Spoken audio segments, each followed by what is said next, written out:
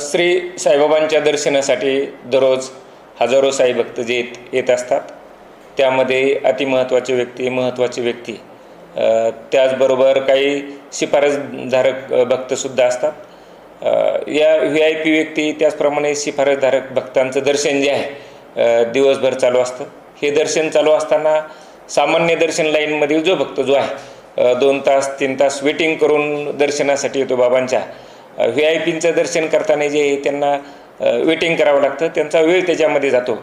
त्यामुळे साईबाबा संस्थांनी जो आहे तो एक निर्णय घेतला आहे की जे VIP भक्त असतील किंवा शिफारसधारक भक्त असतील जे दर्शनाला येतील, त्यांच्या दर्शनाची वेळ जी आहे संस्थांनी ठरवलेली आहे। त्यानुसार सकाळी 9 ते 10, दुपारी 2:30 ते 3:30 आणि रात्री 8 ते 8:30 या कालावधीमध्ये VIP साईभक्त त्याचप्रमाणे जे शिफारस घेऊन आलेले साईभक्त असतील त्यांची दर्शनाची वेळ जी आहे ते निश्चित करण्यात आलेली आहे। यामुळे जे आहे ते सध्याची जी प्रचलित व्यवस्था जी आहे म्हणजे सशुल्क दर्शन लाईन त्याचप्रमाणे जनरल दर्शन लाईन यामध्ये जे भक्त जे आहेत त्यांना दर्शन सुलभ होणार आहे।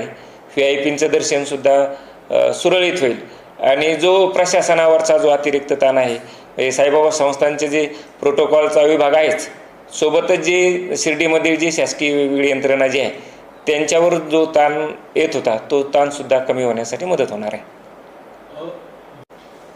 महत्त्वाचे व्यक्ती आणि डोनर्स याच्या संदर्भाने साईबाबा संस्थांनी निर्णय घेतलेला आहे आणि यांना जे आहे त्या या ब्रेक दर्शनमधून जे आहे ती सूट देण्यात आलेली आहे। शिफारसधारक व्यक्तींना दर्शनासाठी घेऊन जाताना जे आहे ते सामान्य दर्शन लाईन जी आहे ही थांबवावं लागायची आणि मग मागून येऊन पुढं जाऊन दर्शन घ्यायचं, ते बी उचित नव्हतं।